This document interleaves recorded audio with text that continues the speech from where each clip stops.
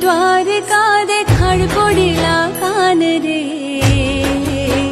हे वाला रैना शकू दम विना।